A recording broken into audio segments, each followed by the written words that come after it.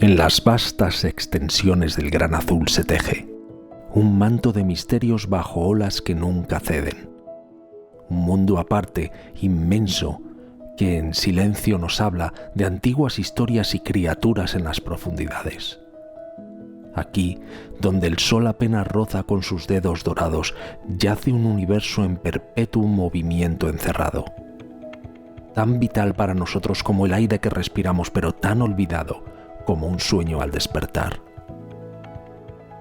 El océano, fuente de vida y misterio sin par, cuna de la biodiversidad, guardián de los secretos del ayer. Nos regala aliento, alimento y un camino para navegar, pero lo tratamos demasiado a menudo como un mero lugar. En sus aguas danzan ballenas, cantan los delfines, corales construyen catedrales, maravillas sin fin. Pero su belleza está en peligro, su futuro incierto, por nuestras manos, descuido y un progreso mal entendido. No es solo agua salada ni un vacío azul sin rostro, es un corazón latiendo, un espejo de nuestro propio destino. El Gran Azul, un llamado a reflexionar, a admirar y sobre todo, un recordatorio sagrado de cuidar. Hagamos una pausa, miremos más allá de la orilla, donde el océano susurra historias de maravillas. Es hora de escuchar, de aprender, de cambiar, porque en el abrazo del Gran Azul está nuestra oportunidad de sanar. Alicia Herrera Ulibarri, bienvenida a Radio El Respeto. Muy buenas tardes, Alicia Herrera Ulibarri. Bienvenido a Radio El Respeto. Hola, buenas tardes. Gracias, Pablo. ¿Cómo estás cuando son las 7:06 en Las Palmas de Gran Canaria, cuando son las 8:06 en la península, cuando son, no sé, pueden ser las 3 o las 4 o las 5 de la mañana si nos estáis escuchando en un podcast? Alicia es bióloga, doctora en oceanografía, es investigadora del grupo de ecofisiología, a ver si lo digo bien, Alicia, ecofisiología de los organismos marinos en el Instituto Universitario de Investigación en Acuicultura Sostenible y Ecosistemas Marinos de la Universidad de Las Palmas de Gran Canaria. Y, bueno, Alicia, tu línea de investigación se ha centrado en el estudio de los efectos de la contaminación por microplásticos. Eres una de las personas que ha estado más en los medios en esta última semana porque a raíz de este lamentable vertido todo el mundo te ha llamado. Pero bueno, es un placer tenerte aquí.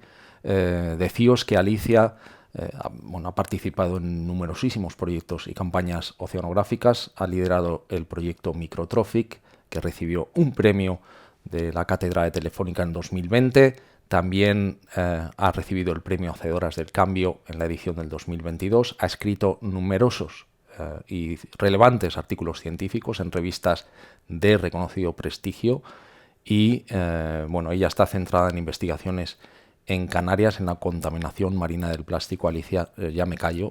Bienvenida otra vez. Muchas gracias, Pablo. Muchas gracias por invitarme.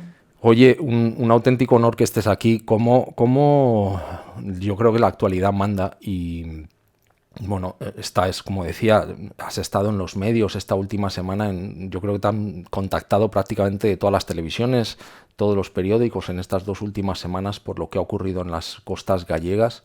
Pero esto, Alicia, es algo que lleva ocurriendo desde hace muchos años, ¿no?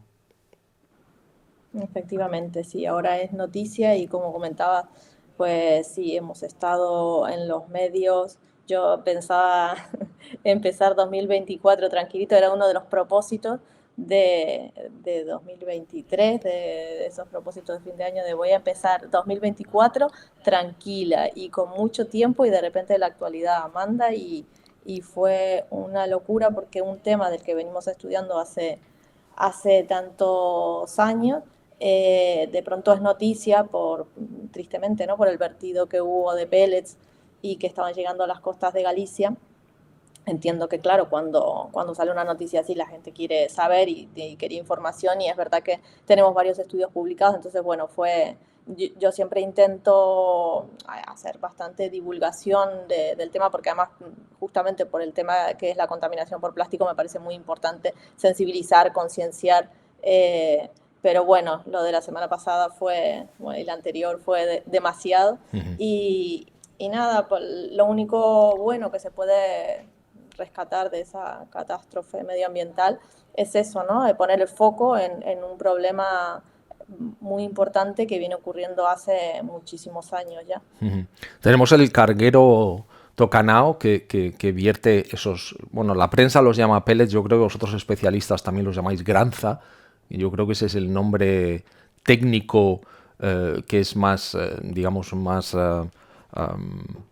que describe mejor, ¿no?, de lo que estamos hablando. Son estas bolitas de plástico que yo creo que las hemos visto muchas veces si prestas atención en la playa y te das cuenta que esas bolitas de plástico lamentablemente han estado llegando a los litorales en España y en otros países del mundo, pero el litoral de Baleares, País Vasco, por supuesto, Canarias, desde hace mucho tiempo, como decías, y vosotros lleváis muchos años investigando. Yo he leído artículos tuyos que se remontan al 2016. Yo no sé cuánto tiempo llevas en esto, pero en ese instituto en el que estáis investigando tanto estos plásticos como las consecuencias, que de eso vamos a hablar hoy, que tienen para el medio ambiente, ¿no, Alicia? Sí, exacto. Sí, pueden estar llegando desde los años 70. Y el nombre, bueno, es verdad que nosotros usamos mucho el término pellet porque a veces usamos estos términos en inglés. En español sería granza, efectivamente, y después tiene unos nombres más poéticos, como le llaman lágrimas de sirena también. Al final es la materia prima con la que se fabrican todos los objetos de plástico, pero sí, son estas bolitas transparentes que si vamos caminando por la orilla si son playas que reciben microplásticos probablemente encontremos. Y sí, nosotros venimos estudiando desde 2015, que fue una línea de investigación, cuando yo terminé mi tesis doctoral, que realmente iba de otro tema, bueno, de otro tema y no, era sobre la respiración, el metabolismo respiratorio de misidáceos, que son como unas gambitas pequeñitas, y hice un parón de un año porque quería replantearme un poco después de leer la tesis doctoral realmente a lo que quería dedicarme, y me acuerdo que en ese momento hacía investigación muy básica, ¿no? Esto de estudiar el metabolismo respiratorio, la cadena de transporte de electrones, es muy interesante, pero a veces no le veía como una aplicación ¿no? real. Y entonces fue que cuando a veces viene bien parar porque uno se replantea cosas, das como lugar a ser un poco más creativo, y fue en ese momento que me acuerdo que en una cena un amigo comentó que la contaminación por plásticos estaba haciendo, pues era omnipresente, que estaba llegando al zooplancton, y claro, era una de mis líneas de investigación y me quedé pensando, al zooplancton tan pequeñito, y realmente busqué los artículos, y en ese momento, 2014, empecé a buscar información y a pensar cómo podía aplicar todo eso que yo había estudiado durante mi tesis doctoral para ver qué efecto realmente podían tener estos microplásticos en los organismos marinos. Pero la idea fue empezar como de cero, ¿no? Es decir, ¿realmente hay tantos microplásticos? Y entonces empezamos con el estudio de los microplásticos en playas. Yo en ese momento vivía en Lanzarote y empecé por hacer muestreos en Playa Alhambra, en Famara. Playa Alhambra está en La Graciosa, al norte de La Sí. Graciosa, una isla muy pequeñita. Luego en Lanzarote, en Famara, y aquí en Gran Canaria, que está la universidad, pues en la playa de las Canteras, que es una playa urbana muy conocida.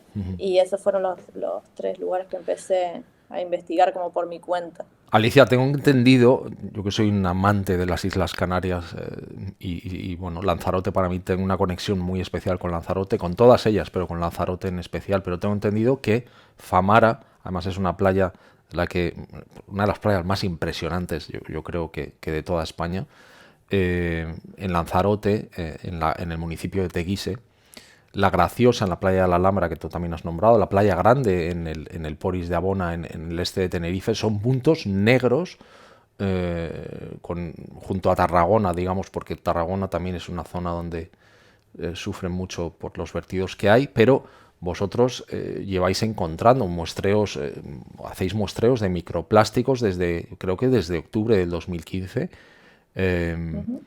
Y si no tengo mal entendido, Alicia, más del 40% de las muestras que tenéis, encontráis estas bolitas. Sí, eso fue en particular en Famara, en un Sí, muestreo que hicimos en octubre de 2014. Bueno, más que un muestreo es que recuerdo, estaba viviendo ahí y colaboraba con una asociación que se llamaba Famara Limpia, ahora se llama Lanzarote Limpia. Y esta asociación hacía periódicamente limpiezas de playa también, y yo justo había empezado también con el estudio de los microplásticos en Famara. Después de una tormenta hubo mucho mar de fondo.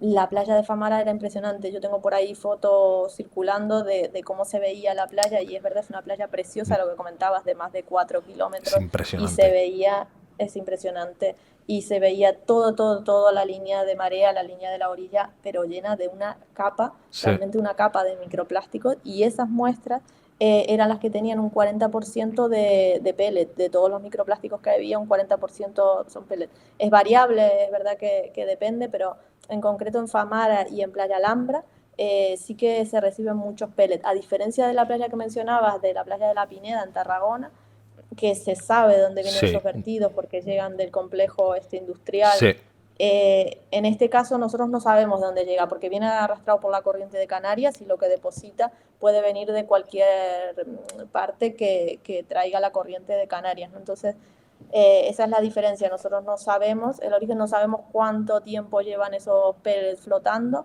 y bueno, sí que lo encontramos. La playa Lambra, la que mencionabas, curiosamente, en realidad el nombre es Playa del Ámbar, y recibe el nombre por el ámbar gris, que en su momento, como es una playa que justamente está muy expuesta a las corrientes predominantes, a la corriente de Canarias, y recibe todo lo que le trae, en su época recibía ámbar gris, que es una secreción biliar del Del cachalote. cachalote, sí.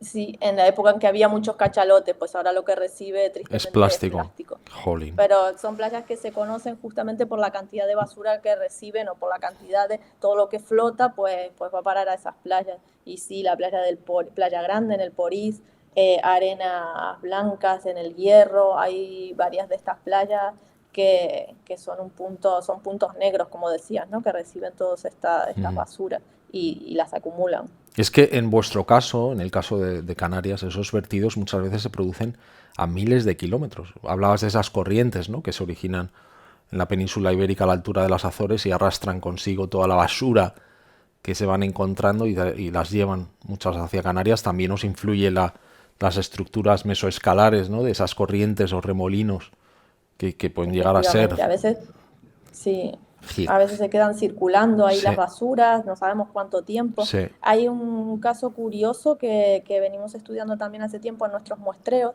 Encontrábamos unas etiquetas, claro, porque como te decía, nosotros no sabemos de dónde nos viene, nos llega del plástico, pero es difícil saber cuánto tiempo lleva, de dónde viene. Pero curiosamente encontrábamos unas etiquetas que tenían una especie de código, unas etiquetas de plástico alargadas que tenían una especie de código y empezamos a investigar a ver si podíamos saber de dónde venían. Efectivamente son unas etiquetas que se le ponen a las trampas de langosta en la costa este de Estados Unidos, en Fíjate, Canadá, fíjate. en Maine, en Massachusetts. Claro, lo bueno era que con ese código podíamos saber de dónde había salido, o sea, el punto exacto y la fecha. Empezamos a clasificarlas. Bueno, de hecho es un estudio que se publicó hace poquito porque empezamos a colaborar con los oceanógrafos físicos para que modelizaran, digamos, esa circulación de las etiquetas. Eh, y hemos encontrado etiquetas, por ejemplo, creo que la más antigua es de 1999. O ¿Y sea, esa, llevan más cuándo la de 20 encontrasteis, años. Alicia? Era del 99 y Pues la ese encontrasteis ¿cuándo? Pues no sé si fue en 2021, Fíjate. más de 20 años llevan estas etiquetas en el mar. Se puede leer, todavía tienen las inscripciones legibles, o sea que para que veas la resistencia que pueden tener estos plásticos y de dónde pueden venir. Y bueno, y esa es una de las curiosidades, ¿no?, que al final se ha transformado en un estudio que también publicamos, de dónde puede venir el plástico que nos lleva y cuánto tiempo puede llevar ahí. No sabemos, puede también estar... quedarse circulando en los giros subtropicales y luego termina llegando todo a la costa, ¿no? Y además es que muchas veces, Alicia, si no tengo mal entendido, lo que pasa es que se producen vertidos en aguas internacionales y las navieras ni lo comunican, ni se lo dicen a nada, no advierten a nadie y vosotros os encontráis con esas cosas, con esos pellets, con esas granzas. ¿Para qué se usan esas, vamos a llamarlas granzas, para qué se usan? Son la materia prima. Nosotros, a ver, en los estudios clasificamos los microplásticos como plásticos con tamaño menor a 5 milímetros. Y siempre hablamos de microplásticos primarios, los que se fabrican directamente con ese tamaño, y los microplásticos secundarios, que son como la fragmentación de otros plásticos, ¿no?, en plásticos más pequeñitos. En este caso podríamos decir que son microplásticos primarios porque se fabrican con ese tamaño y el objetivo es pues justamente ser la materia prima para fabricar cualquier tipo de objeto de plástico, ¿no? Le llega a la industria, estos pellets se funden, se le agregan distintos aditivos, colorantes, lo que se necesite, y en definitiva con eso se hace un objeto de plástico, ¿no? No tiene ningún sentido que estén flotando en el mar siendo materia prima que ni siquiera se ha utilizado, pero como mencionabas, efectivamente tienen que haber muchas pérdidas que no se reportan, que no se sabe, para que haya tantos pellets o granza en el mar, ¿no? Tiene que haber muchas pérdidas que no sabemos.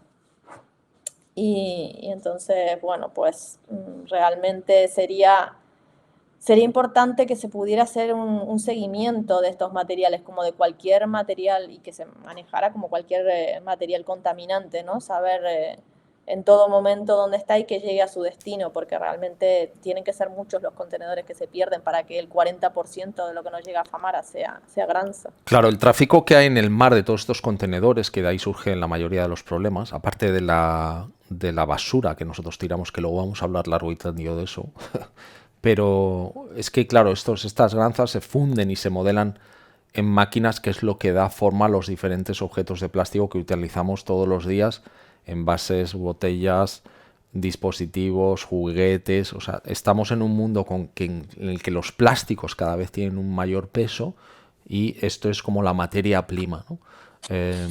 Y entiendo, Alicia, que esta granza puede estar hecha de varios componentes. Puede ser solo un polímero, pero luego puede llevar algún tipo de aditivo, ¿no? Que eso es lo problemático. Cuéntanos un poco cómo funciona. Exacto. Pueden ser granza o pellet vírgenes, por así llamarlo, que no tengan ningún tipo de aditivo y que solamente sean de un polímero. Los más comunes que encontramos aquí, los polímeros más comunes, por ser los más utilizados en la industria, son los de polietileno y polipropileno.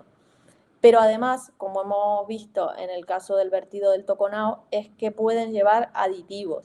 Incluso algunos se le ponen estos aditivos para después agregárselos a estos pellets vírgenes, fundirlo y que ya esos aditivos pues vayan al producto, ¿no? Entonces, claro, lo importante es que de los aditivos y de los químicos que tengan depende de su toxicidad y de la concentración. Esa es una cosa que hemos aprendido ahora con lo del Toconao, la importancia de saber de una ficha técnica que diga, que especifique qué trae ese producto, porque al principio decían, no, son inocuos. Sí. Depende mucho que sean inocuos, si realmente tienen... inocuos no son, porque para los organismos marinos el estar ingiriendo plástico nunca es inocuo. Pero bueno, evidentemente la toxicidad sí depende de esos contaminantes químicos que tengan asociados. Entonces, por eso es tan importante saberlo. Y todo eso, bueno, lamentablemente nos hemos ido enterando por las noticias a partir de este vertido, ¿no?, que ocurrió. Como pasa siempre en España, Alicia, que se politiza todo y que se intenta, se echan unos en cara a otros las cosas, pero ahora sí que tenemos información, cuéntanoslo tú, ¿no? Pero sí que sabemos de qué estaba compuesto la granza que se ha vertido en las costas gallegas, aquí ya están en Cantabria y ya están migrando hacia otros lugares, pero sí sabemos... que creo, lo que yo tengo entendido es que la descripción que dio el fabricante, que era un master batch, si no tengo entendido mal, que se llama master batch, sí.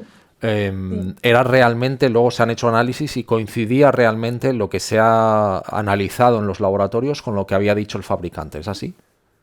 Sí, efectivamente, por lo que pude leer también, porque yo no tuve acceso a esas muestras, por lo que pude leer era un master batch, efectivamente, que eso significa que tiene estos aditivos que mencionaba, pues ya en su composición. Entonces, realmente esto era importante saber esto, ¿no? Porque dependiendo de la concentración de ese aditivo, en este caso además creo que era un fotoprotector, un filtro ultravioleta que se le ponen a los productos de plástico para que resista justamente, imagínate, puede ser un mueble de jardín, ¿no?, que tiene que ser resistente. Claro, a que esté fuera de la luz, claro, muchos días bajo el sol y para que no pierda el color.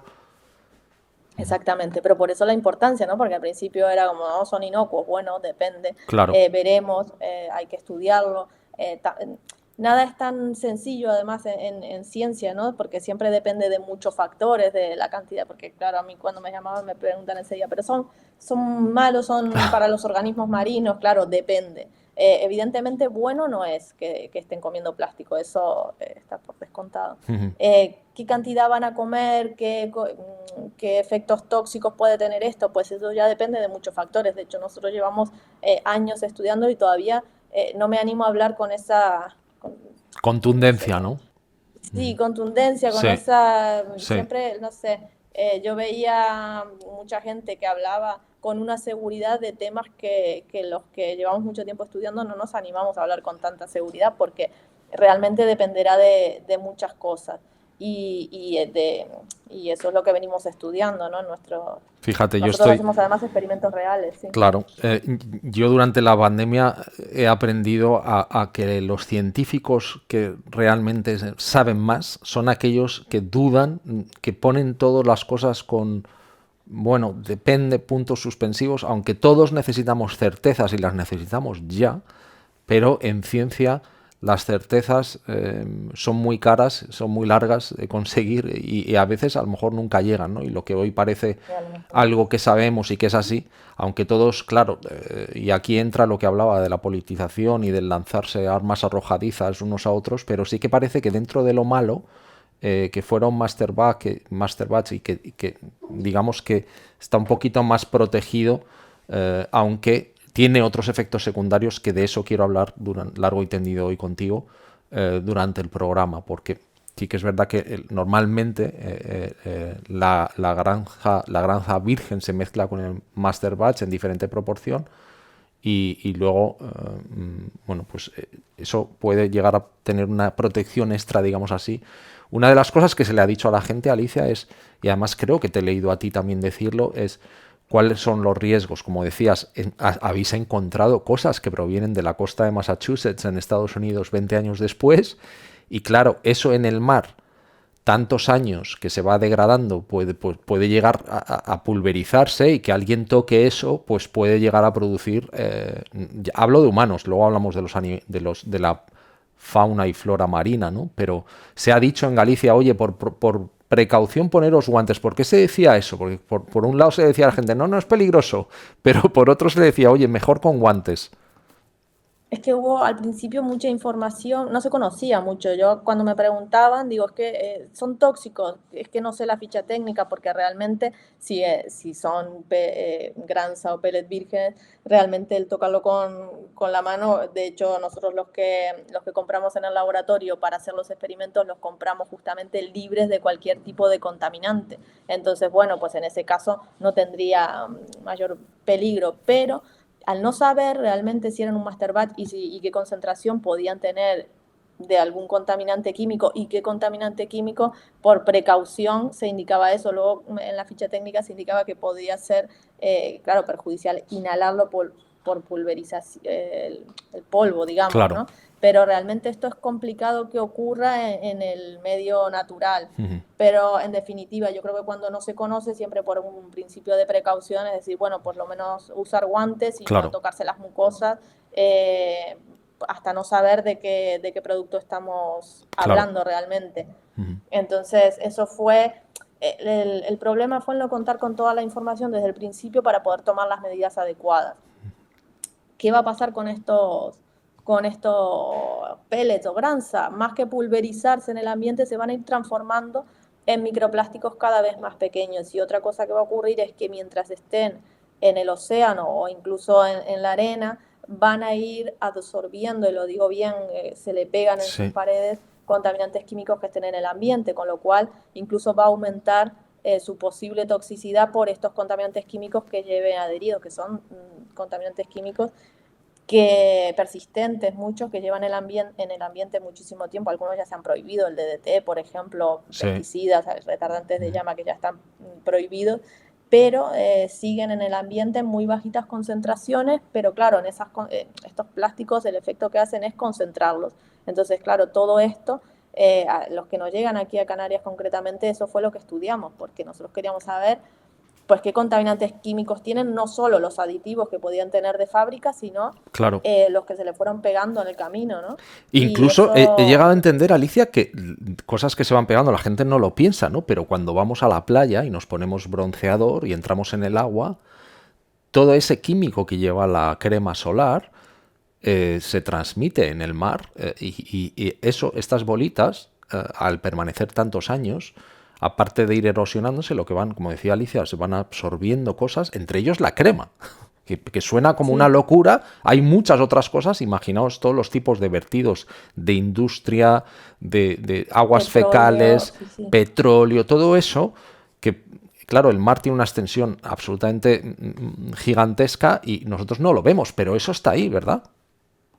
Exactamente, y eso fue uno de los resultados más interesantes de los estudios que hicimos. Yo, como te comentaba, yo quería empezar como de cero, ¿no? La propuesta del estudio era, vamos a empezar por saber cuántos microplásticos llegan en cada playa, pero luego vamos a ver qué contaminantes químicos tienen asociados. Y el estudio este que menciona fue un estudio que se hizo en 4 playas, una de ellas Playa Alhambra, otra Famara, otra Cuervitos aquí en Gran Canaria y otra la playa de las Canteras. Elegimos estas 4 playas justamente porque tenían una presión antropogénica muy diferente, es decir, tenían distintos niveles de afluencia de personas, ¿no? En Playa Alhambra que no va nadie Explícanos ese término, Alicia, presión antropogénica. Pues al final es la presión que ejercemos los seres humanos en el En el medio entorno. ambiente, ¿no? Es decir, cuando hablamos de presión antropogénica es todo lo que nosotros estamos haciendo en este ambiente, ¿no?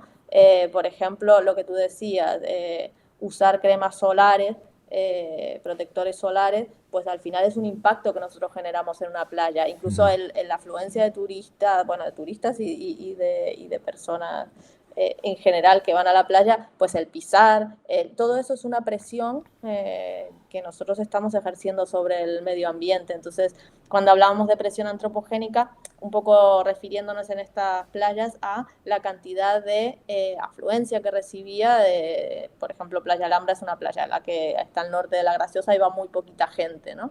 Entonces, en ese sentido, bueno, pues no tenía tanta presión. Luego había Cuervitos, por ejemplo, es verdad que es una playa que no va tanta gente como puede ser la playa de las Canteras, que es una playa urbana, pero tenía cultivo cerca, con lo cual puede haber una presión antropogénica derivada de los pesticidas que se Claro. usan muchas veces. Todos esos factores se tuvieron en cuenta para elegir estas 4 playas, ¿no? La playa de las Canteras, por ejemplo, es una playa que tiene una presión enorme en el sentido de que la afluencia de personas, pues todos los días, es muy grande, ¿no? Y eso implica que todos nosotros usamos protectores solares y entonces pues es un factor más de contaminación. A Y mí, así elegimos pues perdón. estas 4 playas. Sí, dime. No, te decía que a mí una de las cosas que más me ha llamado la atención en los viajes que he hecho es cuando he ido a Hawái, hacen mucho hincapié en que se utilicen determinados tipos de cremas porque para proteger todo lo que es los entornos coralinos, ¿no? Y todos los fondos marinos, pues se venden ciertos tipos de crema que no incluyen algún tipo de componente químico que hoy se sabe que son perjudiciales, ¿no? Para los corales. Y es algo que desde el aeropuerto mismo, cuando aterrizas, es algo en lo que se hace mucho hincapié. Eso son cosas que yo no he visto en otro tipo de playas, pero son cosas en las que uno no piensa, pero dices, "Joder, es que también puede tener un impacto, ¿no?" Habla- Efectivamente, y en este estudio justamente uno de los resultados fue que sí que tiene un impacto. Que esto, en estas playas que te mencionaba, evidentemente la que menos presión tenía en relación a las cremas solares era Playa Alhambra, y la que más presión tenía era la playa de las Canteras, y Famara también. Y eso lo vimos exactamente tal cual en los resultados de los análisis que realizamos en los pellets y en los fragmentos. Las que recogimos en Playa Alhambra tenían muy poquitos contaminantes derivados de filtros ultravioletas, mientras que las que recogimos en las canteras tenían valores muchísimo más altos. En segundo lugar, Famara es que seguían el patrón Totalmente. exacto. Si hicieses una correlación entre la asistencia en personas en esas playas y los resultados, seguro que salía una correlación de casi uno, ¿no? O uno. Exactamente, fue muy eh, curioso cómo estaba totalmente relacionado, porque yo al principio la hipótesis que tenía era que estos contaminantes químicos se iban pegando en alta mar, ¿no? Sí, Pero realmente fue a nivel costero donde se dio esa fíjate. contaminación. Esto ocurría directamente Ah, en las playas, probablemente en la orilla, todas estas cremas solares que utilizamos. En las playas a veces muy concurridas se puede ver hasta la capita esa como sí, de grasa que sí, dejamos, ¿no? Cuando sí, nos sí, sí, sí. bañamos. Pues lo que mencionabas en Hawái, hay determinados filtros ultravioletas que están prohibidos porque generan blanqueamiento en los corales. Y nosotros hicimos un estudio específicamente con el BP3, que es uno de los que se usa comúnmente en las cremas solares, y yo es una de las cosas que también hago mucho hincapié, intentar utilizar, no dejar de utilizar crema solar, por supuesto, No. porque es que tenemos que utilizarla, pero intentar que sea con filtros físicos y no con filtros químicos, y si es con filtros químicos que sean los menos perjudiciales para los océanos. Y ahora ya hay muchas cremas que lo ponen, que lo Sí. especifican, que no dañan los corales. Coral friendly. Bueno, pues sí, buscar alternativas. La mejor alternativa son las que tienen filtros físicos, pero es verdad que son esas que te lo pones y te deja la cara blanca, porque al final, pero bueno. Sí, que hay mucha gente que dice, así es que no me voy a poner moreno. Bueno, claro, es que Ya, en pero... la vida es todo un trade-off, ¿no? Como dicen los americanos, que es que si quieres esto, te va a costar esto. Si queremos proteger a la fauna y flora en el mar, pues tenemos que ponernos otros tipos de cremas y a lo mejor hace que seguro que te va a proteger mejor la piel, eso para empezar, con lo cual el tema del cáncer de piel, que debería ser tu preocupación principal, pues también, ¿no? Hace escasos segundos has hecho un comentario, Alicia, que me ha recordado, ¿no? Cuando yo preparaba este programa y estaba leyendo diferentes informaciones, es fascinante entender que el agua de la Tierra está conectada. Incluso si vivimos cerca de la costa, el agua que se va por el desagüe o se escurre desde el jardín puede eventualmente y llega al océano. Aquí leía que el río Mississippi, ¿no? que lo hemos visto tantas veces en las películas, por ejemplo, es como un embudo gigantesco que recoge el agua de miles de ríos, arroyos más pequeños, y el 41% del territorio continental de Estados Unidos se va hacia el Golfo de México. Todo ese drenaje, el 41%, acaba en el Golfo de México. Y debido bueno, pues a todos los desechos, a las granjas, a los campos, a los vertidos de las casas, ¿no? El Golfo está experimentando ahora zonas muertas, literalmente, zonas muertas o áreas que hay tan poco oxígeno que la vida marina ya no sobrevive ahí. Entonces, no pensamos que todo está correlacionado, nos cuesta mucho entenderlo y muchas veces somos, realmente creo que leía un mensaje de nuestra amiga Gloria al inicio del programa cuando estábamos poniendo ese vídeo y veíamos esas playas llenas de plásticos, que de hecho la foto que has comentado sobre Famara es prácticamente idéntica a esa foto que mostrábamos en el vídeo, casi igual, que la gente lo puede buscar, pero Gloria decía qué cerdos somos los seres humanos, ¿no? O algo así. Voy a intentar recuperar su frase, pero decía algo así, y es que es verdad. Yo diría que ignorantes somos muchas veces, porque quiero pensar que es ignorancia, que si uno supiera realmente lo que estabas comentando, ¿no? Cómo todo está interconectado, cómo ese plástico que estamos tirando aquí en la acera, pero que va a terminar llegando a través de los ríos o directamente por el viento al mar. eh, si supiéramos el impacto que eso causa, a ver, cualquier persona que tenga un mínimo de sensibilidad medioambiental, vamos, que es que no lo haría. Entonces, yo quiero pensar, en ese sentido soy optimista y es que es por pura ignorancia y que la educación, la concienciación, la sensibilización va a cambiar este panorama. Si no lo creyera, no estaría haciendo actividades de divulgación o realmente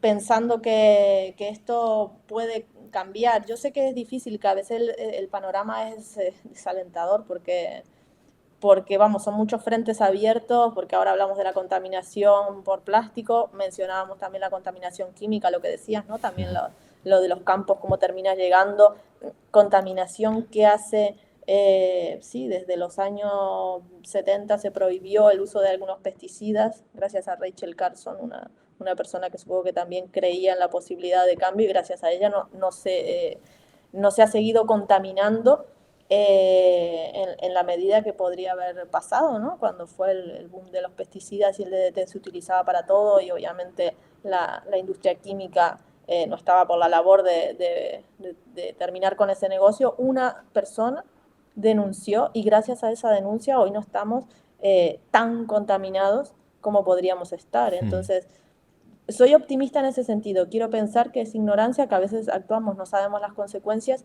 y que cuanto más conocimiento, por eso la ciencia me parece tan importante para aportar ese conocimiento. Mira, ahora mismo, ¿no? Con el vertido, hablaba mucha gente que no tenía idea cuando se le pregunta a la gente que lleva muchos años estudiando, aunque no puedan dar una respuesta, una certeza, por lo menos puede brindarnos información y saber por dónde atacar el problema, ¿no? Entonces, por eso me parece tan importante la ciencia por un lado y el activismo y la educación y concienciación por otro. Son como dos pilares fundamentales en los que yo confío para el cambio, ¿no? Alicia,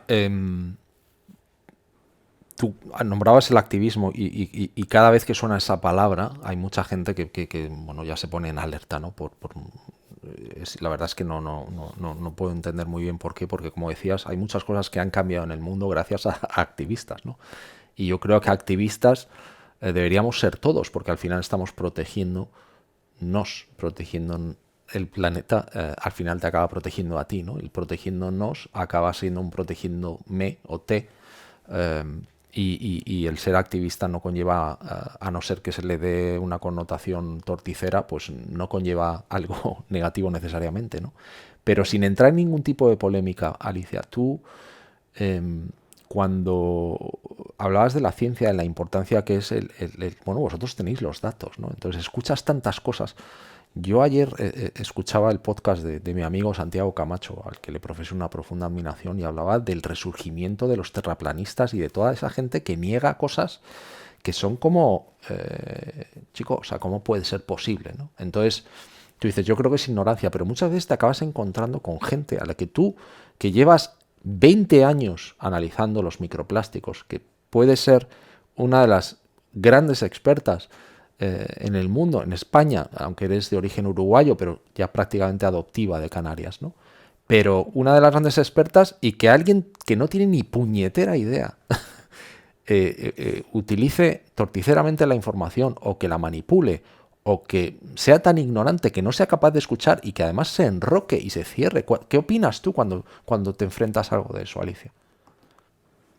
A ver, hay una parte que me hace gracia. Hoy, por ejemplo, salió un reportaje aquí y leía, me dio por leer los comentarios, y en este reportaje que salía en Canarias 7, un periódico local, uno de los comentarios era de una persona que ponía, nosotros hablábamos de los estudios, por ejemplo, los estudios que hicimos de ingestión de microplásticos en peces, ¿no?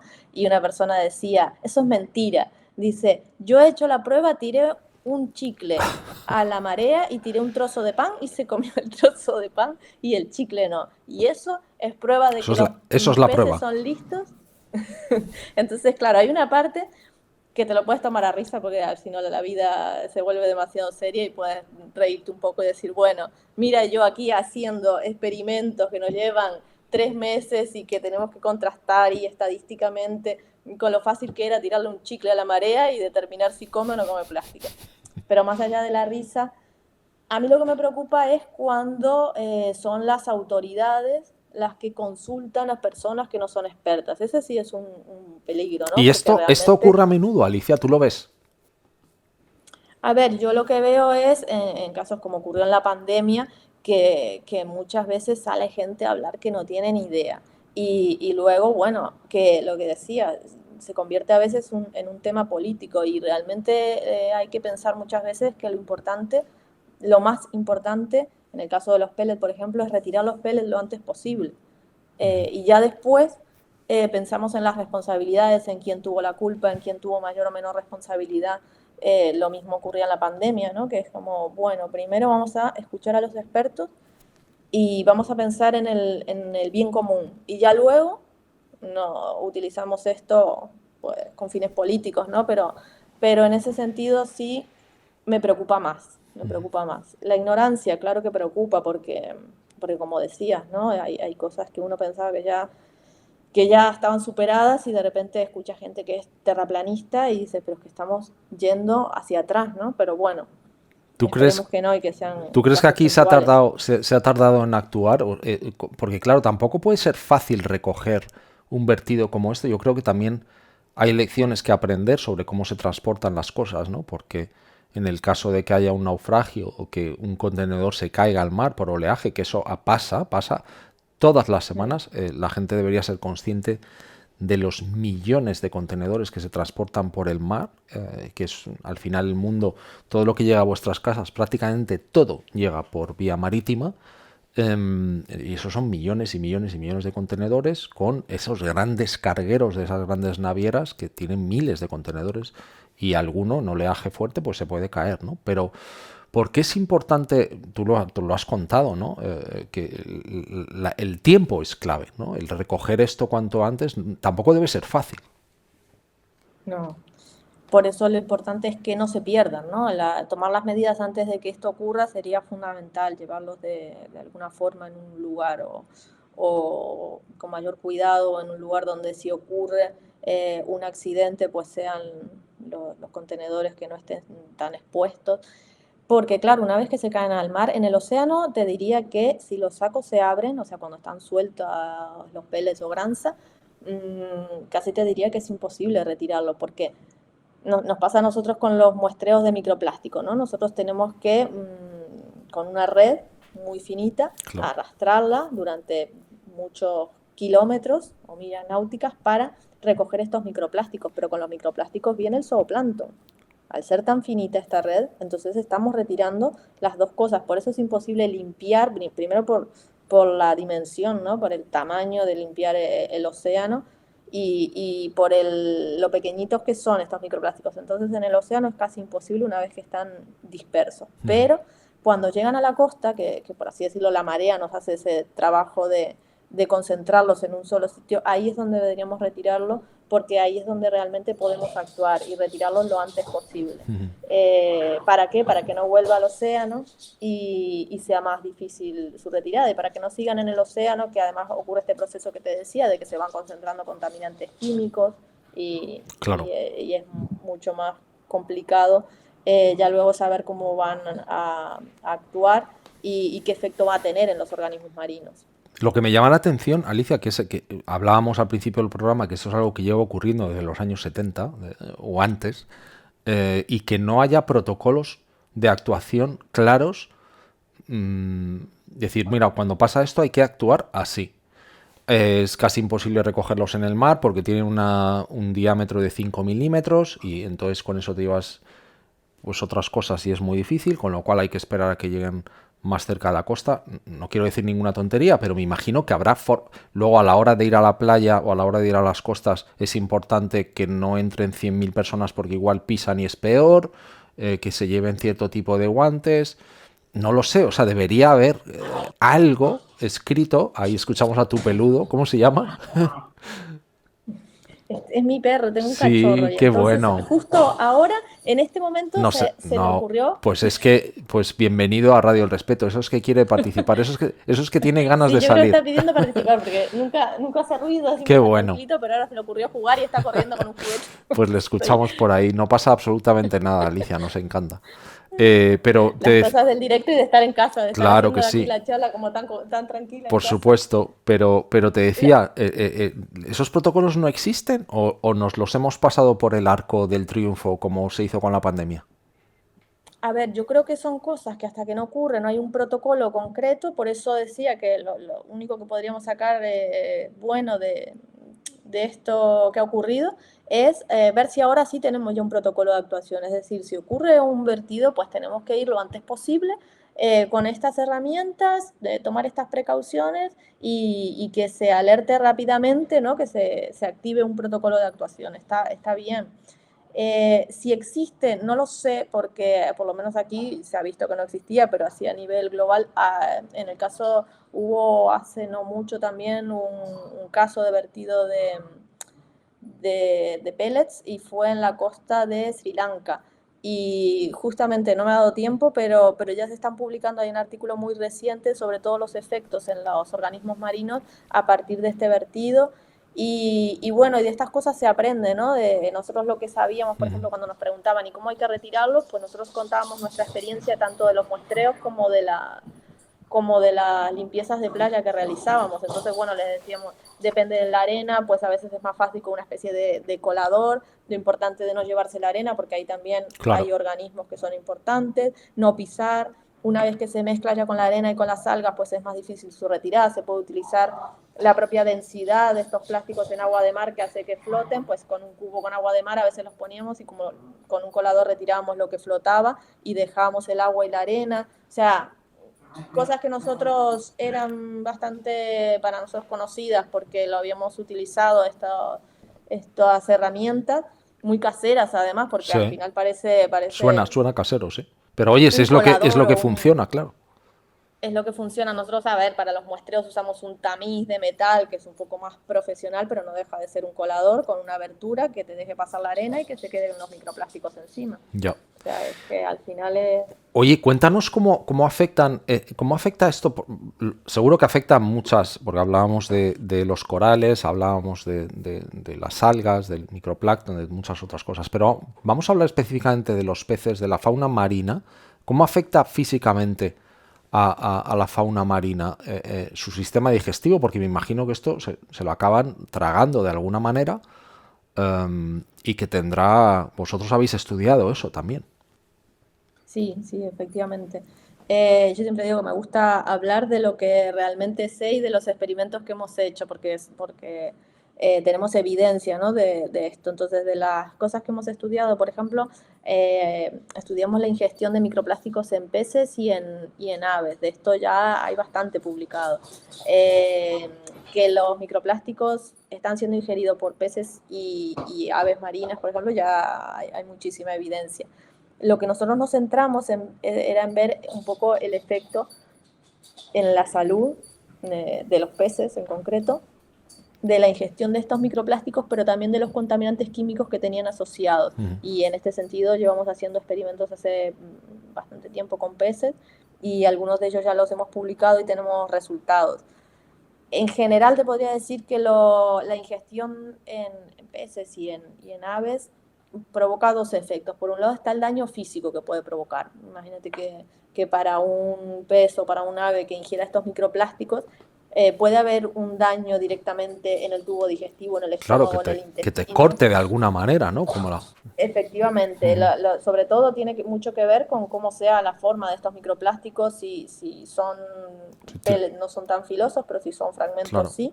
Entonces está un daño físico y no solo eso, también puede causar una obstrucción, una falsa Intestinal. sensación de saciedad. Claro. Y ahí no comen, claro. Entonces, Si estás lleno, no comes. sí, esto fue muy claro. Hay un documental que se llama Albatros, que es impresionante porque en una isla donde que hay muchísima contaminación por plástico, pues los albatros, las aves marinas en concreto son de los organismos más afectados por la contaminación por plástico. ¿Por qué? Porque el orden Gaviotas, de... todo eso. Exacto, bueno, digo son de los más afectados, aunque hay muchos grupos, pero por ejemplo las aves marinas, hay un grupo, los proceraliformes, pero bueno, un grupo de aves marinas que se guían mucho por el olfato. Entonces, hay una sustancia que se desprende pues, de las algas, eso que nosotros llamamos el olor a mar, es el Sí. dimetilsulfuro. Y este dimetilsulfuro lo que provoca es que las aves piensen que aquí está el que quiere participar. Hombre, Las- ¿cómo se llama? Polo, Preséntanoslo. Polo, está ahora ¿Polo? justamente activo y quiere ¡Hola, Polo! participar. ¡Qué bueno! Bueno, pues bienvenido, Polo, a Radio El Respeto. Yo creo que el primer perruno que aparece en directo en el programa. Mira, Oye, qué guapo es. mira, Polo, mira, ¡Polo! vas a ser el primer perro famoso que está aquí hablando de ciencia. ¡Qué Pero bueno! bueno, ahora, venga, me Bueno, vas a ya dejar le has hablar, los dado, voy a ya le llevar has dado como unos dije. mimos. Ahora pueden ocurrir dos cosas: que quiera más, ¿eh? O que ya tenga dosis suficiente, aunque nunca tienen suficiente, porque además es que nos Nunca dan tienen tanto. suficiente, por eso lo voy a No, llevar pero... a la habitación porque me da que si no va a seguir pidiendo Bueno, pues aquí mimos. te Polo. esperamos. Ahí Mientras vuelvo. tanto, vamos a leer algunas preguntas que nos van llegando. Tenemos a un montón de respotables. Tenemos a Rita, tenemos a Manu, Vicky, Álvaro León, Toño Cobas, Diego desde Canarias. No, pero fíjate, ¿De Polo en directo? no, pero esto es lo bonito del directo, porque la gente piensa que aquí está todo grabado o tal, pero aquí es que prácticamente no hay programas grabados en Radio El Respeto y esto es Que lo va, que bonito. va. Oye, pues No, lo que te un estaba placer contando conociendo a conocer a Polo. Nos estabas contando lo de las aves, que son una de las más afectadas, porque seguían por el Sí, olfato y además ese olor a mar, y ahí te has quedado. y ahí me quedé. Ese olor a mar, los microplásticos, claro, como llevan mucho tiempo en el mar, se le pegan estas algas, ¿no? Y desprenden ese olor a mar. Las aves los confunden con su alimento y además tienen la particularidad de que pueden ingerir plásticos muy grandes, como peces muy grandes, pero claro, los peces los digieren, entonces no es un problema, pero un plástico grande que no pueden digerir y luego no pueden eliminar porque tienen un buche muy grande y una cloaca muy pequeña no pueden eliminar estos plásticos. Se le empieza a acumular todo este plástico en el estómago. Y Claro, son esas fotos que vemos impresionantes de un albatros, por ejemplo, con el estómago repleto de plástico. qué horror. Entonces, las aves marinas son uno de los grupos más afectados por este tipo de contaminación. Les genera una falsa sensación de saciedad, por una parte, porque piensan que tienen alimento en el estómago y lo que tienen es plástico, y en este caso sí que pueden morir debido a la ingestión de plásticos. Ujú. En el caso de los peces, en particular, yo no he visto peces con tanto plástico en el estómago de esta forma, pero sí que es verdad que prácticamente todas las especies que hemos estudiado tienen microplásticos en el estómago. Hemos estudiado caballas, salmonetes, bonito listado, pues todas las especies tenían microplásticos en el estómago. Es verdad que distintos tipos, desde fragmentos hasta fibras sintéticas, que son estas derivadas del lavado de la ropa, ¿no? Pero vamos, ya no hace falta más evidencia para saber que los microplásticos han entrado en la cadena trófica. Mira, nos pregunta Entonces, Burgalesa, nos dice, ¿puede llegar la granza a nuestra mesa que los ingiramos a través de los productos del mar? esa pregunta, eh, a través del pescado, yo diría que no, por lo menos cuando hablamos de este tamaño de microplásticos. ¿Por qué? Porque en el caso de los peces, esto iría al estómago, al intestino, pero nosotros no nos comemos las vísceras de los peces. Entonces fue una cosa que yo aclaré mucho, porque, como te comentaba, Pablo, a veces se busca el titular. Y en ciencia no se busca el titular, se busca realmente evidencia para poder decir algo con un poco de certeza, ¿no? Y para Claro, mí esto es muy importante. De lo que hemos estudiado nosotros, ¿hemos encontrado microplásticos en peces? Sí. ¿Pero dónde? En el estómago. ya. ¿Nos comemos las vísceras? No. Entonces, en ese sentido, transmitir cierta tranquilidad, porque se decían muchas cosas, ¿no? Es que ahora nos vamos a comer los pellets. No. Microplásticos más pequeños y en otros organismos, por ejemplo los mejillones que son filtradores, sí podría ser un problema, porque ahí sí nos comemos el organismo completo, ¿no? Ya. Entonces, los microplásticos, una zona, por ejemplo, muy contaminada, donde crezcan mejillones, pero con microplásticos más pequeños, ¿no? Sí podría ser un problema, sí podríamos llegar a estar comiendo plástico. Nanoplásticos que puedan pasar al torrente sanguíneo y de ahí a los tejidos, sí podría ser, pero eso ya estamos hablando de un tamaño muchísimo menor que los pellets, ¿no? Entonces, por eso digo que cuando a veces se quiere una respuesta, pero realmente vamos a comer microplásticos, cabe aclarar que dependen con qué organismos, depende de qué tamaño de microplásticos estamos hablando, y en ese sentido, con los peces, por lo menos, no nos vamos a comer esos pellets. Ujú. Otra cosa diferente es ver si contaminantes químicos que tengan asociados pueden pasar al tejido, que también de esa otra parte tenemos bastantes estudios. Nos decía Manu en un comentario anterior que él pensaba que los moluscos, ¿no? Que son los filtradores, los mejillones, los percebes, pueden estar más afectados que digamos que los peces, ¿no? ¿Es así? Efectivamente, sí, sí, por lo que te mencionaba. Es verdad que estamos hablando de microplásticos de un tamaño menor, bastante menor que el de los pellets o granza, pero sí que es verdad que eso también ya se ha comprobado, que los filtradores son los que acumulan la mayor cantidad de microplásticos, y en ese sentido podría suponer un problema porque sí que ingerimos al animal completo y entonces estaríamos comiendo microplásticos con estos mejillones, por ejemplo. Ahí sí cambia un poco la historia, pero yo creo que en Galicia lo que más preocupaba era el tema del consumo de pescado, ¿no? Que suponía para los consumidores pues Sí. este vertido y De hecho, he visto que algunos marineros, algunos cofrades que estaban, bueno, han salido prácticamente furiosos, ¿no? Diciendo no se pueden mandar este tipo de mensajes a la gente porque ahora va a pensar la gente que te vas a comer una cosa y te vas a morir y eso no es así. Claro, aquí todo el mundo, luego esta gente vive del mar, ¿no? Entonces también es complicado. Hay también mucho dinero de por medio y hay que ser muy cuidadoso con las cosas que se dicen, cómo se dicen. Tú, Alicia, además has hecho efectivamente. experimentos, creo, he visto un vídeo recientemente en el que tú has hecho experimentos en los que incrementabas la dosis hasta formas ya más extremas, no algo que suele ser habitual, sino lo que se hace en ciencia, ¿no? Para ver, oye, ¿qué pasa si esto se lleva al extremo?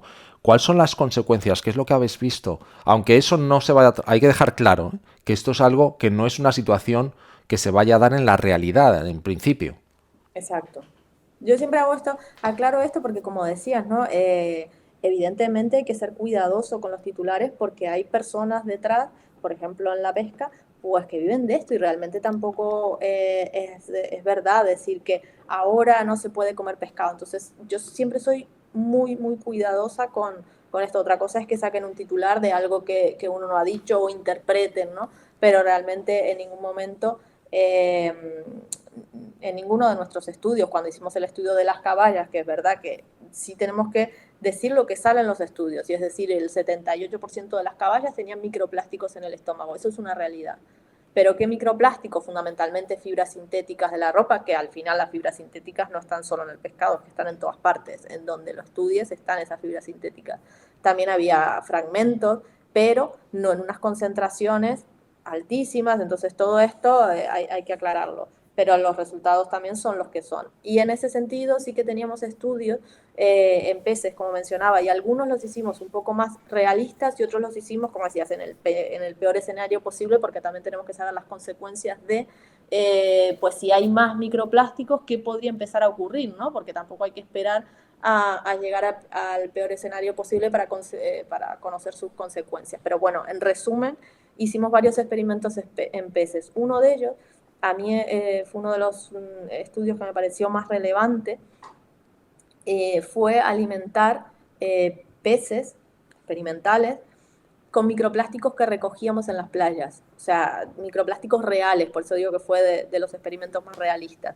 Tenemos tantos microplásticos aquí en Canarias que podíamos darnos el lujo de crear pienso para los peces con un 10% de microplásticos reales. Estos microplásticos, como te comentaba antes, son los que ya sabíamos qué contaminantes químicos tenían asociados, porque los habíamos estudiado y porque los volvimos a estudiar. Entonces sabíamos, bueno, vamos a suponer que los peces estén comiendo un 10% de microplástico con su comida, que eso es muchísimo, ¿vale? Tendría que darse un escenario, o sea, un sitio muy, muy contaminado con plástico para que esto ocurra. Sí. Y veamos qué pasa. Son experimentos que además los tenemos que hacer a largo plazo porque la ingesta en las primeras semanas pues no ocurrió nada. Cogimos muestras, digamos, de peces al día 30 y al día 60. ¿Qué vimos? Que al día 60 los contaminantes químicos que tenían asociados estos microplásticos, concretamente unos retardantes de llama, que se usan mucho en los plásticos para que no se incendien, son unos aditivos que se le ponen comúnmente, habían pasado al hígado de los peces. ¿Vale? Entonces, este experimento es realista en el sentido de que estábamos hablando de que no le estábamos dando un microplástico con un nivel de contaminantes más allá del que había en el ambiente, sino microplásticos reales. Y a lo largo de 60 días, pues sí aparecieron estos contaminantes en el hígado. Lo digo ¿por qué? Porque esa idea también que se tiene de que los contaminantes están tan adheridos al plástico que eso no va a pasar a ninguna parte, no es tan real cuando estamos hablando de organismos marinos. Es decir, es verdad lo que se ha dicho, por ejemplo, de los pellets en Galicia, que que los aditivos que tiene están fuertemente unidos a estos plásticos y en el agua de mar no se van a liberar. Vale, esto puede ser así en estas condiciones, pero en las condiciones que hay, por ejemplo, en el estómago de algún organismo marino, puede que sí, como se demostró en el caso de los peces, se liberen estos contaminantes y puedan pasar al hígado. Entonces, para mí este experimento los resultados me parecieron muy, muy relevantes. Y este fue uno, ¿vale? En el otro que hicimos, compramos estos pellets vírgenes sin ningún tipo de aditivo y los contaminamos nosotros artificialmente a unos niveles mínimos y a unos niveles máximos. ¿Vale? Como nivel mínimo usamos los valores reales que había en el ambiente y como niveles máximos pues elevamos 10 veces esos niveles de contaminación. ¿Qué vimos? Pues que en el pienso, con los microplásticos contaminados artificialmente a niveles muy, muy altos de contaminantes químicos, sí que vimos que estos contaminantes químicos no solo pasaban al hígado, sino que podían llegar a estar en el tejido muscular. En los tejidos. Ya. En muy bajas concentraciones, por eso digo que es muy importante aclarar y por eso siempre intento, yo sé que los artículos científicos son duros de leer, ¿no? Pero siempre me gusta hacer referencia, incluso poner el link concretamente, porque si alguien quiere realmente irse al detalle y conocer bien los resultados, es importante tener en cuenta todas estas cosas. Primero, que estamos hablando de experimentos a largo plazo, a 60 o 90 días, con niveles de contaminación por microplásticos altos, porque estar comiendo durante los 60 días un 10% de microplásticos en tu alimento, pues no es realista, ¿no? O sea, tiene que ser un lugar muy, muy contaminado. Y que los niveles de contaminantes sean tan altos, pues es lo que te mencionaba, es el peor escenario posible. Pero en ese peor escenario posible sí que vimos que los contaminantes químicos podían llegar a pasar al tejido muscular. ¿Existe la posibilidad, porque somos un mundo cada vez más plastificado, de que en un momento determinado eso lo lleguemos a ingerir? ¿O está pasando ya? ¿Estamos comiendo microplásticos, estos que tragan los peces? ¿O todavía no pasa? Sí, sí estamos comiendo microplásticos. Lo que pasa es que los niveles de lo que estamos hablando, ¿y qué tipo de microplásticos? Fundamentalmente las fibras sintéticas de la ropa. Las fibras sintéticas, si te fijas, están en todas partes. Entonces, hay estudios, por ejemplo, del agua del grifo que indican que hay microplásticos en el agua del grifo. En la atmósfera hay microplásticos. Realmente nosotros hay una parte que sí la estamos ingiriendo. Lo que no hay evidencia es de que esto suponga para nuestra salud. No hay evidencia, me refiero a una evidencia clara de que esto suponga un perjuicio grave para nuestra salud. Por eso está en un punto de la investigación en que hay que seguir investigando para saber más. Tampoco estamos diciendo que esto es bueno, pero que realmente los microplásticos están en un montón de sitios y, y obviamente en los organismos marinos y en nosotros también. Pero es eso, no hay que alarmarse en ese sentido, pero sí, o sea, no alarmarse, o sea, o no preocuparse, pero sí ocuparse, ¿no? ¿Ocuparse de qué? De que esto no vaya peor, porque no podemos esperar a que los niveles de contaminación por plástico sean tan grandes que realmente empiecen a ocurrir pues estas cosas que te mencionaba, ¿no? Estos peligros que sí que vemos cuando la ingestión es muy grande. Y esto está ocurriendo, seguimos contaminando los océanos con plástico todos los años, entre 8 y 12 millones de toneladas de plástico van al mar. ¿Y por qué? Porque producimos tal cantidad de plástico, consumimos tal cantidad de plástico que un porcentaje, aunque sea pequeño, termina llegando a los ríos y a través de ellos a los océanos. Y este es el principal problema que hay que atajar, el tema de cómo logramos parar esto y hay una sola respuesta que a veces no gusta mucho, pero es reducir la producción y el consumo de plástico. Eso está clarísimo. Ya. No hay forma de parar esto. Esto Sí, nos guste o no, va a ser algo que tenemos que tener en cuenta, porque en un mundo donde los plásticos, como lo decíamos, crecen cada vez más, pues el uso de los plásticos, pues lamentablemente o nos ponemos a nivel individual, esto afecta a cada uno, ¿no? Nos ponemos conscientes de que, oye, hay que ir reduciendo, sobre todo el reutilizar, el vidrio, eso que se dice, oye, pues hay que reutilizar las cosas, el utilizar más vidrio, que también tendrá sus cosas, ¿no? Pero el ir al supermercado y llevarte tu propia bolsa, o sea, hay multitud de gestos que la gente puede tachar, es que los ecologistas, no, es que, oiga, es que el ecologismo nos afecta a todos, es que el pez, la caballa que usted se va a comer pasado mañana, seguramente va a llevar un trozo de plástico, le guste o no, y de usted depende, y de mí, que esos gestos que se vayan inculcando. Decía alguien, no quiero tocar muchos botones porque me dice Nacho Sevilla y Fernando Sierra, Piwi, que están a los mandos, que hay algunos microcortes, así que no voy a tocar mucho las cámaras, vamos a dejarlo así, Alicia, porque a ti se te ve bien, pero el audio va bien, ¿vale? Pero no voy a tocar mucho las cámaras. Pero decía que todos esos gestos son cosas que tenemos que ir inculcando a los niños desde pequeños y que a nosotros nos tenemos que poner las pilas, porque es que esto es una realidad, nos guste o no. Y que hay pequeños, todas esas cosas empiezan por uno mismo. sí. Y además en cosas que, a ver, el plástico es un material fantástico que ha aportado muchísimo a nuestras vidas, es indudable.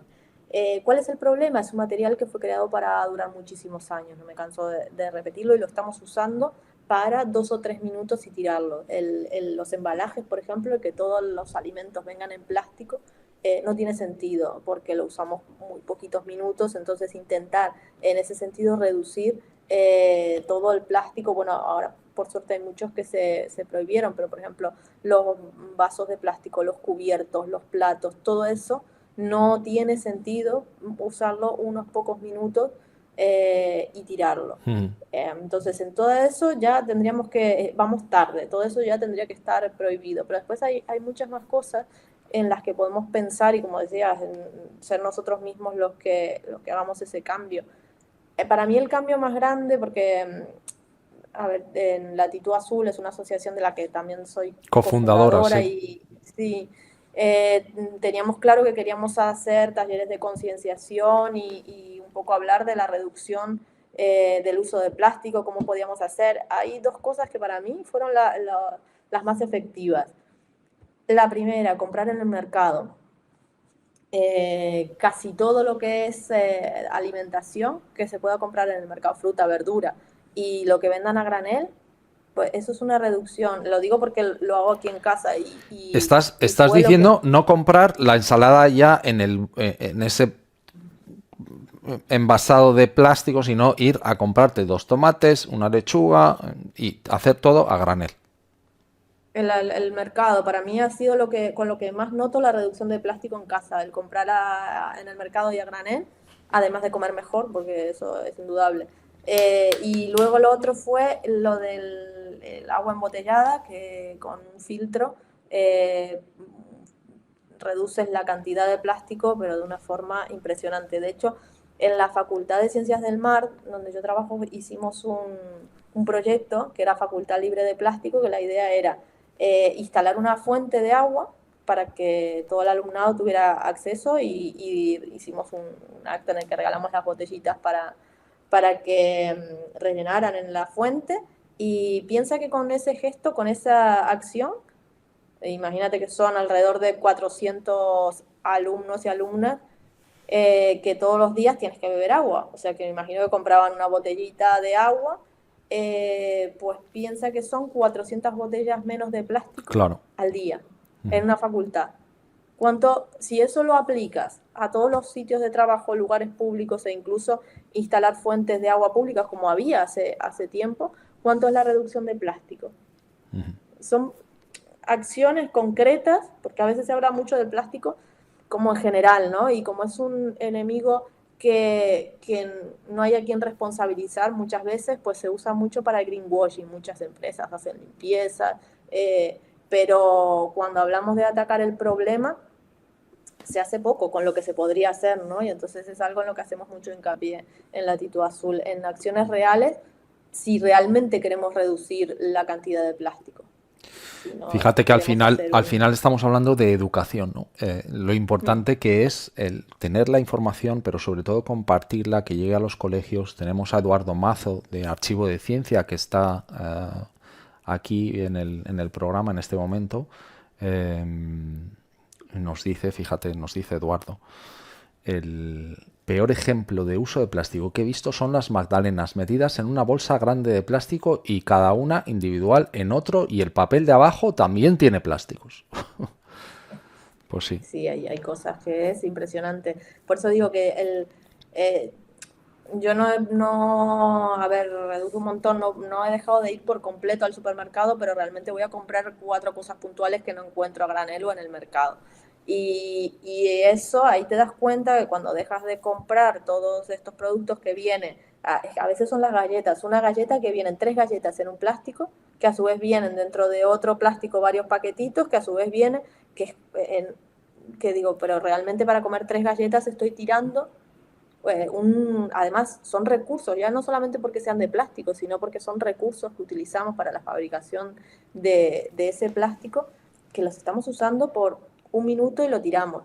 Otro de los principales problemas que yo veo en esto es el tiempo. Llevamos un ritmo de vida que no nos permite a veces, y me pasa, que intento reducir al mínimo, pero algún día terminas cayendo en comprar en el supermercado Claro. o comprar la comida hecha. Y digo, creo que está todo asociado, este ritmo de locura que tenemos que no nos permite tener tiempo ni para cocinar nuestros propios alimentos, hace que al final terminemos con el perjuicio para el medio ambiente, pero y para uno mismo, porque obviamente comer procesado pues no tiene nada que ver con poder comer alimentos frescos, comprados en el mercado. Entonces todo es como una especie de círculo en el que nos vemos como atrapados y nosotros intentamos concienciar sin culpabilizar, porque tampoco se puede poner toda la culpa en el consumidor, sino simplemente tener en cuenta que como consumidores tenemos mucho poder, y el día que nosotros digamos, bueno, pues yo un plátano no lo compro si viene en una bandeja de plástico, es que eso lo he visto en los supermercados,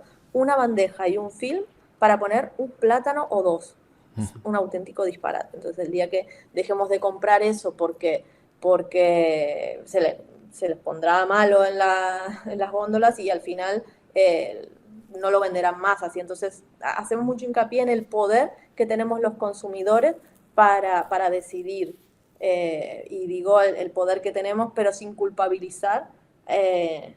Cada uno hace en la medida que pueda, pero siempre lo que puedas hacer es importante, aunque no sea 100%. Yo no he podido evitar 100% el uso de plástico, pero bueno, reduzco en la medida de lo posible y ya es algo, ¿no? Mira, dice Misterios, nos dice, tú no has visto una bandeja de kiwis partidos por la mitad, envasados al vacío con plástico, cada trozo y cosas así. La humanidad ha perdido el rumbo. Y luego tenemos a Óscar Carreres desde la facultad en Holanda, en Ámsterdam, que nos dice, en nuestra facultad reciclamos, él es odontólogo, dice, reciclamos todo tipo de plásticos e incluso los guantes.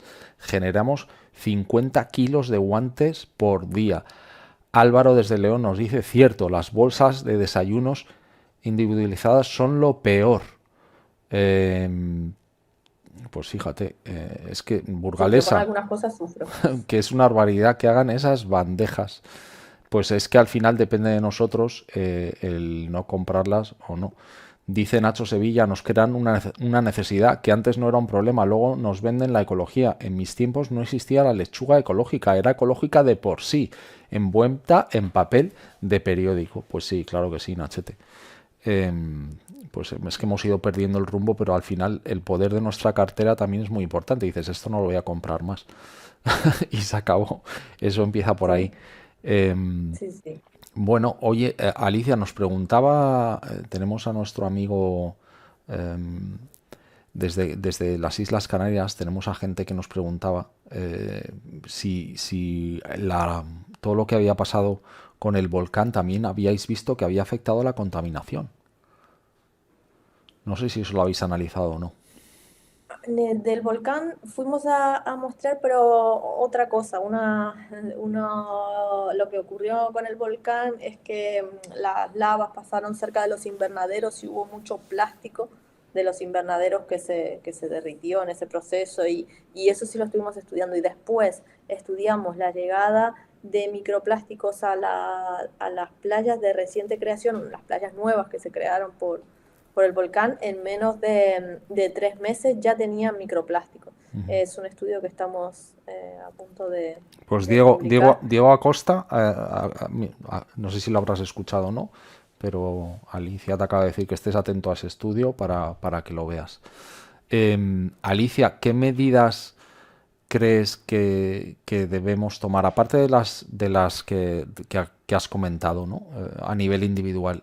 ¿Qué le dirías tú a nuestros dirigentes para qué medidas se tienen que tomar para evitar que lleguen por lo menos tantos pellets, ¿no? O granjas a la naturaleza, porque hablamos de millones de toneladas? ¿Qué se puede hacer? Pues, a ver, lo primero, pensando a largo plazo, ¿no? Es pensar en que no podemos seguir con la producción actual de plástico, 400 millones de toneladas de plástico anuales. No hay forma de manejar los residuos que se generan. Leía un estudio en que indicaba que el 70% de los plásticos que se habían fabricado permanecen aún en el ambiente. Si estamos hablando de 400 millones de toneladas anuales, ¿cuánto plástico permanece aún en el ambiente? En el ambiente me refiero en vertederos también, ¿no? Es que el plástico, ese es el problema, permanece muchísimo tiempo en el ambiente. Entonces hay que frenar la producción.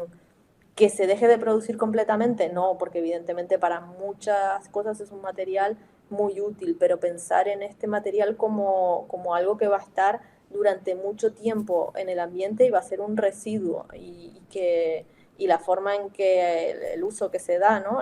El reciclaje obviamente que es importante, pero no es suficiente. Entonces hay que reducir y esa es una de las medidas de las que poco se habla, pero va a haber que empezar a pensar en ello. Va a ser, el tema de los plásticos va a ser uno de los problemas medioambientales más importantes que tenemos por delante, uno de los mayores desafíos, porque con estos niveles de contaminación, que además piensa que se acumula, porque todos Claro. estos plásticos que duran tanto tiempo, cada año van llegando y se acumulan a los que ya estaban. Entonces es un problema muy grave y eso es de lo que va a haber que hablar, Claro, es de que no es reducir una la cosa producción. puntual, no es el vertido, es como tú has contado durante esta hora y 20 de programa, la acumulación. Veíais cosas de hace 20 años y siguen llegando. Entonces esto es algo que se va creando una bola y es una bola cada vez más grande. Nos pregunta Agustín Ródenas si hay algún material conocido que pueda sustituir al plástico libre de todo en alimentación. A ver, ahora se habla mucho de los bioplásticos, pero hay que tener cuidado con los bioplásticos porque estos plásticos que son compostables se está estudiando. Tengo colegas que están estudiando específicamente el efecto de los biopolímeros, de los bioplásticos en los organismos y muchas veces para generar un bioplástico se le agregan mucho más aditivos, por lo tanto no quiere decir que sean totalmente inocuos, sino incluso a veces son peores que los plásticos. Entonces, cuando hablamos de sustituir un material por otro hay que tener cuidado y bueno, hay materiales naturales que sí se pueden sustituir para la fabricación de ciertos productos, no para todo, pero, pero vamos que hace 70 años no existía el plástico y entonces pues tendremos que pensar un poquito cómo se hacía en ese momento para los embalajes, para los productos, es decir, nos hemos vuelto dependientes del plástico y va a haber que volver un poco atrás en cierto sentido, además de buscar materiales alternativos, pero también bajar la producción y el consumo excesivo. A veces estamos en un mundo de usar y tirar que el consumo es desmedido, entonces el consumo desmedido de cualquier producto está generando enormes problemas medioambientales y claro, nadie quiere hablar de dejar de consumir, nadie quiere hablar del decrecimiento, pero va a ser algo de lo que vamos a tener que hablar si nos queremos plantear soluciones reales a largo plazo. Pues sí, dice Burgalesa, se puso el foco en disminuir el uso de bolsas de plástico, pero después se ha incrementado su uso en los envases. Da la sensación de que se quiere dar otra salida a las empresas que las fabricaban. Pues, pues puede Es que ser. ese es el problema. Se han tomado medidas a nivel de la Unión Europea que están muy bien, porque yo me alegro mucho cada vez que veo muchísimas menos bolsas de plástico de estas del supermercado, la gente lo usa mucho menos, hubo una campaña importante de concienciación y yo, vamos, aunque sigo viendo las bolsas y gente que las compra en el súper, veo menos y eso me alegra, pero por otra parte no veo por los datos reales, los datos son los que publica la Asociación de Productores de Plástico, Plastic Europe, publica todos los años un informe y se puede ver cómo el crecimiento, no, o sea, no ha parado. Y entonces eso me preocupa porque realmente, aunque en algunos productos pueda haber un decrecimiento, la realidad es que la cantidad de plástico que se produce sigue aumentando. Entonces, porque se habló mucho, por ejemplo, cuando la purpurina, que se prohibió la purpurina, y está muy bien, ¿no? Que se prohíban ciertos microplásticos, pero, pero hay problemas mucho más graves, las botellas de plástico, por ejemplo, el agua embotellada, Sí. y de eso pues no se habla o no se habla de prohibir. Entonces, sí, estoy un poco de acuerdo en que realmente por algún lado tiene que haber aumentado la producción, porque si no, no se entienden esos niveles de crecimiento.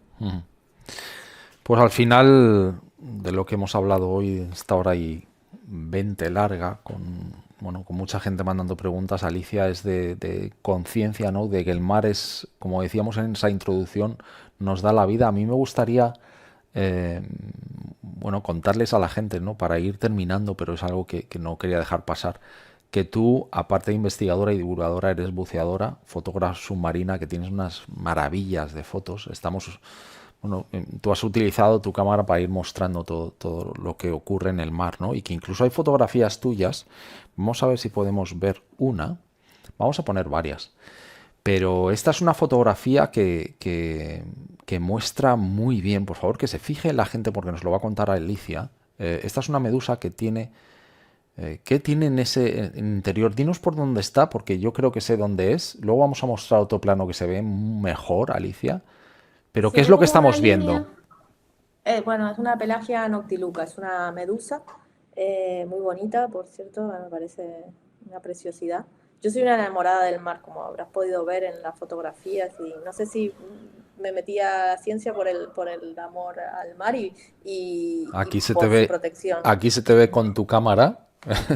Sí. Y a Vives. veces el mar te da, no quiero ponerme mística, pero cierta alegría y ciertas casualidades como esta, que fue que estábamos justamente por publicar un artículo de investigación que habíamos estudiado la medusa, la Pelagia noctiluca, la ingestión de microplásticos, y en esta concretamente habíamos ido a hacer apnea y me dice Maite, que es la presidenta de la Titud Azul, de la asociación de la que formo parte, me dice, mira, una pelagia, dice, y tiene un plástico dentro. Casualidad que en ese momento estábamos por publicar este estudio en el grupo de investigación EOMAR y estuve rato intentando hacerle la foto de distintos planos para que se viera y era un trozo de plástico azul que tenía entrando justo a la cavidad gastrovascular, que en esta no se ve tanto porque se ve como de costado, pero en la otra sí se ve un trozo redondo, Aquí que la lo que vemos, hablábamos, Alicia. ¿no?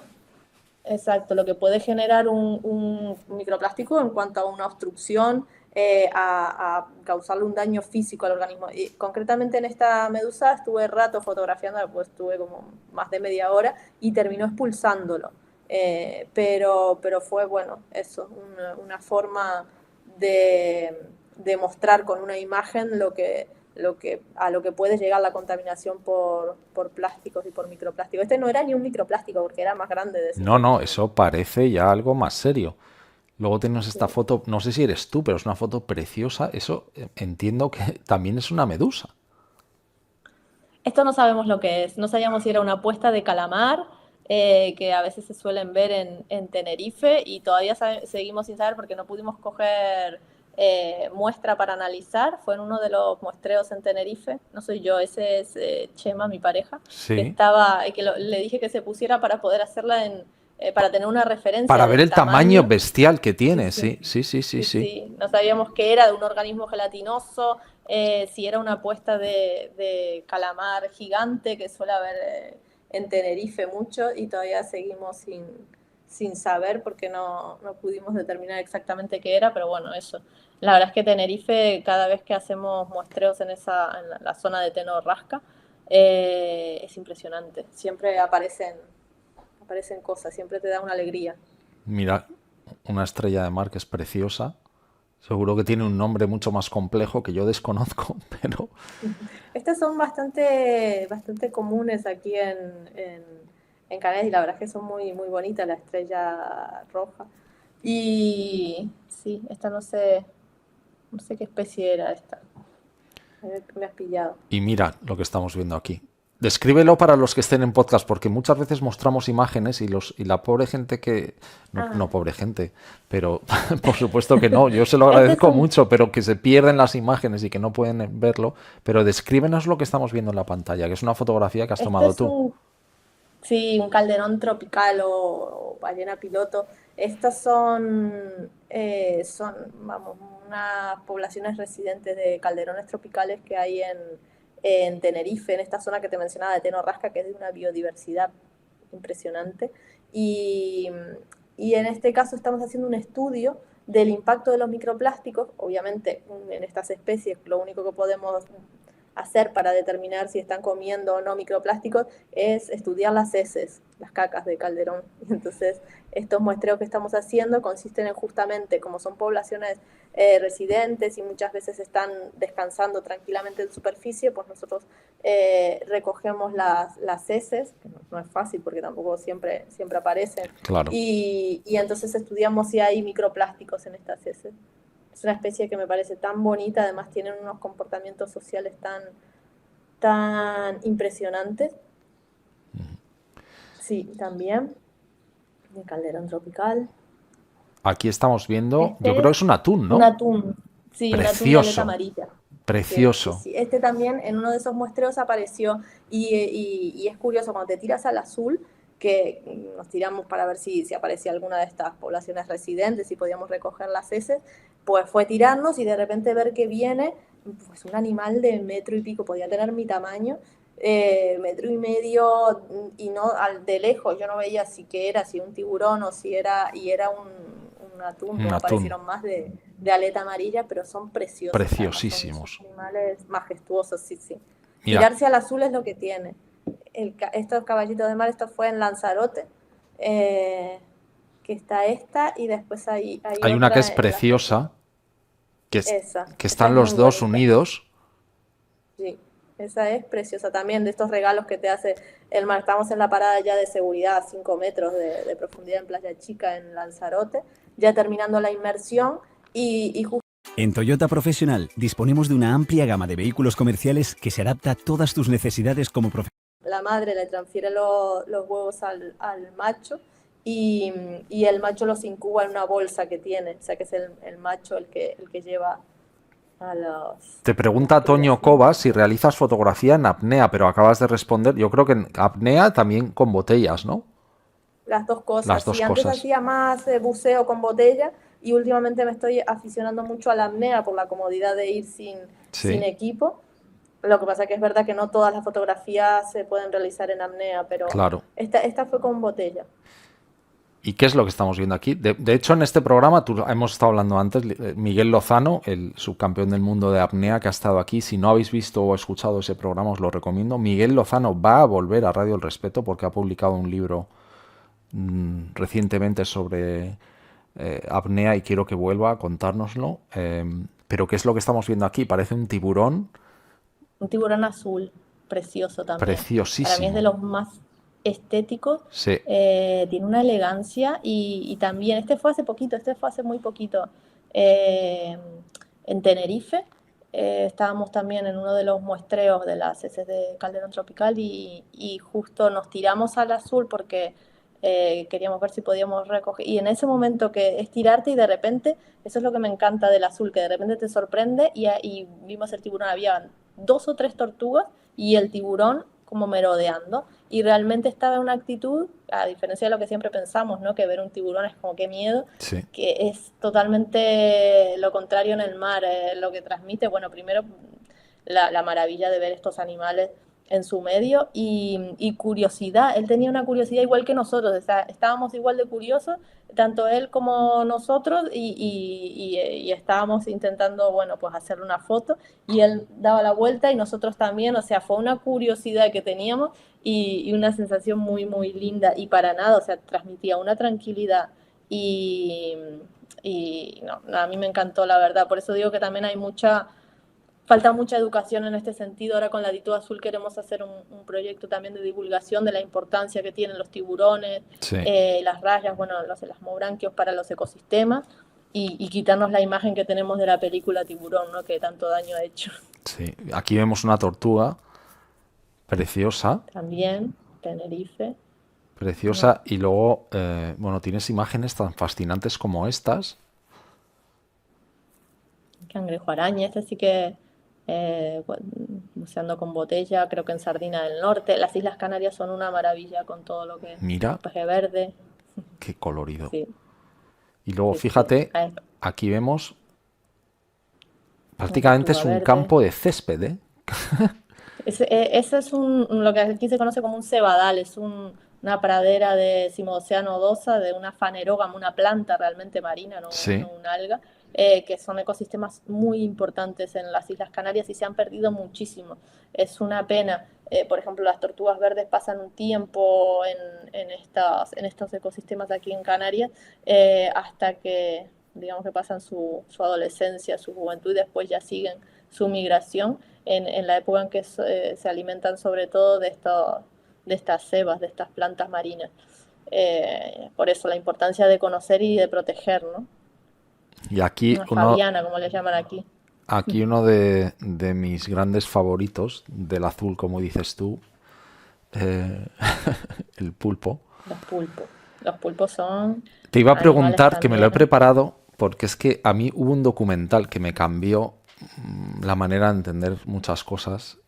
Por favor, si alguien no ha visto este documental, solo tengo la foto aquí en inglés, lo que me enseñó, es que no sé cómo se ha traducido en español. Lo que el pulpo me enseñó, creo que se Lo llama. que Yo el- lo vi en español y creo que era lo que el pulpo me enseñó. Precioso. Por favor, si Sí, alguien sí. no ha visto este documental, es una auténtica maravilla. No sé qué opinas Cambia tú, la Ana. percepción, ¿no? Que tenemos de los animales y de la Increíble. relación que podemos establecer con ellos. Alicia, vaya maravilla de fotografías que nos han transportado a un mundo absolutamente maravilloso, pero a la vez frágil. Y yo quería darte las gracias por esta hora y media en la que nos has transmitido información que creo que es clave, concienciado de que todo está también en nuestras manos, de que no hay nada perdido. Y para mí es un honor presentarte este parche de respetable. Vamos a ver si la cámara enfoca. Aquí lo tienes. ¡Ay, qué bonito! Te haré, por supuesto, me tienes que pasar tu dirección a la que quieres que te lo envíe. Ilusión. Agradecerte infinitamente que hayas estado hoy en Radio El Respeto. Y bueno, seguro que nos vamos a cruzar porque tenemos amigos comunes. Hablaré con Miguel Lozano a ver si podemos organizar algo en Canarias, ¿no te parece? Ay, sí, yo encantada. Si ves a Miguel Lozano, dile que eso, el próximo curso de apnea quiero que sea con él. A ver si, si puedo aguantar un poquito más con la cámara, que es que yo no aguanto mucho. Y sí, sí, seguro que nos veremos por aquí. Yo encantada. Agradecerte muchísimo este espacio. Me lo he pasado muy bien hablando de temas que me gustan y aprovechando el espacio para lo que tú dices, para sensibilizar, para concienciar Claro que y sí. para transmitir que está en nuestra mano, porque creo que eso es importante. A veces el desánimo nos lleva a decir, bueno, pues entonces si está todo perdido, pues yo creo que no, que está en nuestra mano y que tenemos que seguir haciendo todo lo posible por cuidar estas maravillas. Yo lo seguiré haciendo, cuidar lo que más amo, que es el mar. Así que eso, que muchísimas gracias por este espacio. Muchísimas gracias a ti, Alicia. Nos vemos muy pronto. Venga, un saludo. Un saludo. Bueno, y llegamos al final de este programa con algún contratiempo. El directo es lo que tiene. Decíos que la semana que viene va a estar en Radio El Respeto Rafa Gutiérrez, el guitarrista de Hombres G. Vamos a hablar de música, vamos a pasarlo muy, muy bien. En 2 semanas va a estar Íñigo allí. Íñigo, que es exdiputado, ex consejero de Políticas Sociales, Familia e Igualdad de la Comunidad Foral de Navarra, el que, pues uno de los promotores de que se haya cambiado el término disminuidos en España por discapacitados, que para mí tiene una importancia bestial, aunque mucha gente diga esto no tiene importancia, para mí la tiene. Íñigo allí va a estar en Radio El Respeto. Nos vamos a ir a Houston en breve para tener un encuentro maravilloso con científicos de la talla de Sonia Villapol, Juan Fuello y otros grandes científicos españoles que están marcando un hito en neurociencia, en cáncer. Bueno, pues todo eso y mucho más aquí en Radio El Respeto. Ya sabéis, suscribíos, darle al botoncito y gracias por estar ahí.